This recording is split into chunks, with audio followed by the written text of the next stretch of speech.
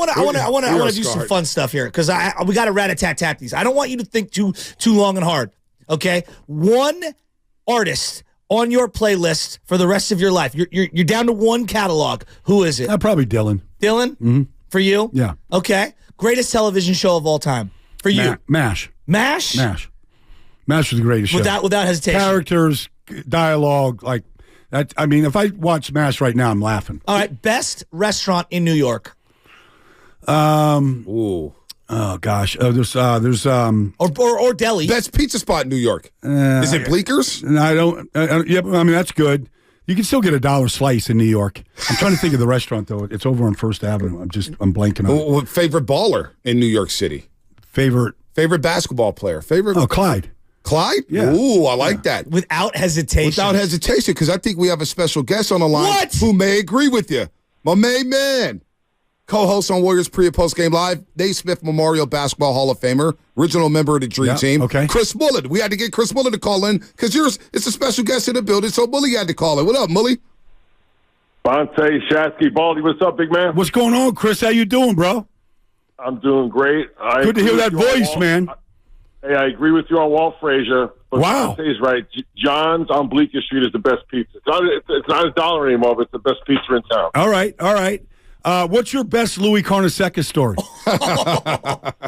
Oh, man. Keep it PG, Bully. Yeah, I've got so many.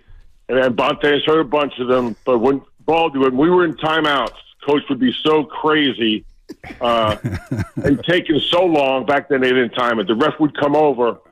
Come on, Louis, we got to get back to the game. We got to get back. And Coach would give him, hey, we're staying in effing Hail Mary. Give me a break over here. Hey, Chris, I saw him at the Final Four one year. Like he still went to church every day. Like they had this church in Indianapolis across from the Dome where the Final Four was. I just happened to. It was like Good Friday or something, right, Chris? So I'm in church and there's Louis, and I think he went to church every day.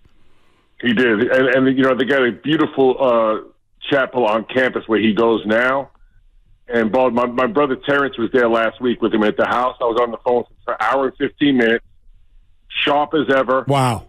And like one of the best hours of my life, man. Just an incredible guy. You know that as well as anybody. Yeah, look, I grew up being a Johnny fan, man. I mean, I watched every single game growing up in New York. We all did. We were all St. John's fans. I'll tell you real quick, Chris, about Louis. I was with Wennington when he won his first championship in Chicago.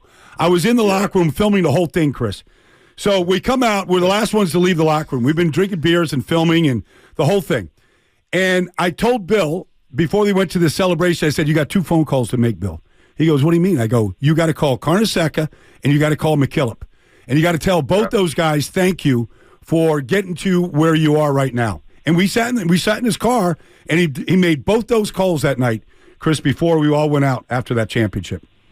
Well, that was great advice, and that's why Bill is the player he was and the person he is. Bob McKillop did a pretty good job with Steph Curry as well. He did a pretty good job. Chris. What kind of a football player would Chris Mullin be, Baldy? If you were to break it down, what position is he playing? Where is he? He's a little too tall to play quarterback. I think he's a weak side linebacker. Oh, really? He brings that New York toughness right from the street. See that right off the edge. Weak side, long. He's out there. I think he could become like a Max Crosby. Ooh, Bully, did you ever think about playing football, Bully? No. No, that Jay was too sweet, man. That Jay was too sweet, Chris. Stop it. Only 2-hand touch, sewer to sewer in the street. That's it. All right, now, Mully, if Baldy was an NBA basketball player, who would he closely resemble? He'd be a power forward. I'd be Mark Aguirre. I'd just take it down low. But hey, Shasky, back in the day, we used to run this thing called turnout. We would come off the big, just a little turnout to the wing, and just drop it down and spread the floor. A little Mark Aguirre with a little Barkley mixed in there. Ooh, I like that. That'd be good. Now, Millie, I got to ask you now, because he said Bob Dylan. You got one musical catalog for the rest of your life. You can't listen to any other artist. You get one artist's entire catalog. Who is it for Chris Mullin? Oh, man, Shasky, I didn't even get my cup of coffee yet, dude. I haven't drunk pizza yet, man. We got to zoom in 10 minutes, Bully. Come on, let's go, Bully. It's a great question. All right, you know what? I'm going to keep it. I'm going to keep it NYC. I'm going Billy Joel. Ooh. Oh, yeah, no doubt. He's playing in Arizona tonight. I just talked to the guys. Look at Baldy. Yeah. Do you know, Bully, that Baldy has never paid for a concert? No. It's been about Why $500. should he? Yeah. Yeah, it's true. That's kind of true.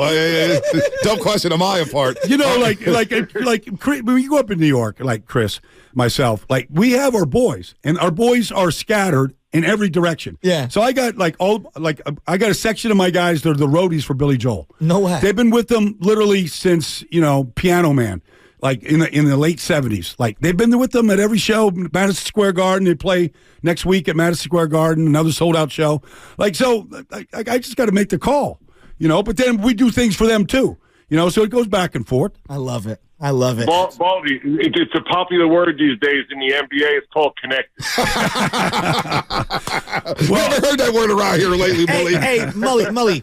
Speaking of last night, I know LeBron's many things to many people. For him to do this at this age with the excellence that he's done, I mean, it's Jerry Rice and it's Tom Brady. Is there anybody, like you guys have both been around high-level athletes, Baldy, both of you. What LeBron's doing is pretty amazing. Yeah, I mean, and I texted Bonte last night during the game. I said, "This what we're watching. We've never seen. Never mind the 30 points and the 8 assists and all that with under 23 minutes. The speed and athleticism. I mean, you could literally go back 20 years, and he looks the same or better physically. Get up and down the floor. He's actually really raising the bar. I mean, right now he's embarrassing the young players because they can't keep up with him. But in time, what it's going to do is really make those guys really rethink their off-season training and how they take care of themselves. So LeBron is, showing tremendous leadership. But for him to do this, Shasky, Bonte, and Baldy in his 21st season is mind-boggling. No, it is. The only guy that I've ever seen, Chris, that could come close to what LeBron's doing was Wilt Chamberlain. Wilt physically was so much stronger and bigger than anybody else playing the game. We've underrated him, I feel like, haven't we? The other thing about LeBron, and it sounds crazy. Yeah. He's a better three-point shooter, so he's actually getting better in some areas, which is absurd. Yep. How does that happen, Chris? How does somebody become a better at that age?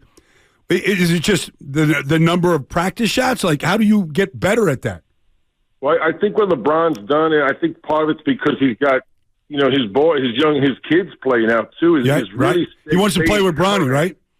Well, yeah, that, but also just as the game has evolved, he's moved with it. You know what I mean? Yep. 20 years ago, if it was a three-point shooting lead, he would kind of stick out as the guy that doesn't shoot. He's right with it. So he's always added something to his game like all the greats have. Yeah. All right, if you wanted to impress somebody, okay, Baldy, I'm going to go Baldy first, then Mully. Mully, think about it. Who's the contact in your phone that you'd go to impress a stranger? Who would I go to? I don't know if Bully flexes like that. I don't know if he flexes like that. Wow. I don't know. Maybe Max Crosby. Oh, you go straight Max to Crosby? Go Max. Really? Out of all the people you know, I was Baldy, thinking I'm not trying to disrespect Max He's in Crosby. Vegas. He's in Vegas, so I know if I need to go to I see where your head's we at. got Super Bowl coming up. Like, I'm calling Max. I'm calling Max up to go, hey, get me into this MMA I fight. see where your head's at. In that case, I stand down. I thought you were going to go Bruce Springsteen. No, Bully, what you got? Hey, did you watch the game? Did you watch that second game last night? By any chance? Yeah. With Doc Rivers? Yeah. Doc Rivers dropped Larry David's name. Oh, he did? Like, come on, man. he goes, dude, your name dropping. So Doc had a great response. He goes, yeah, you know what? Frank Sinatra once said the same thing to me. Wow. Oh, that's a good comeback. That's pretty good right there. That is pretty good right there. Bully, man, thanks so much Have for a great calling weekend. in, Great talking to you, Chris. We're going to see it tonight, Baldy? We're going to see it tonight, Baldy? we got a road game. What are we talking about? We got a road game. If you want to stop by the studio, you're always welcome. But Baldy may have I'll be out, Chris. I'll be out for it. All right, Baldy. See you, man. All right, check it out. All right, Baldy, talk to Mully. you later. Talk to you in a few minutes. Chris Mullin here. I'm So good to hear that guy's voice, man. Isn't he the best? Oh, man. Had to do that surprise for you because I know how much you personally love Chris Mullin. I grew up with the Big East.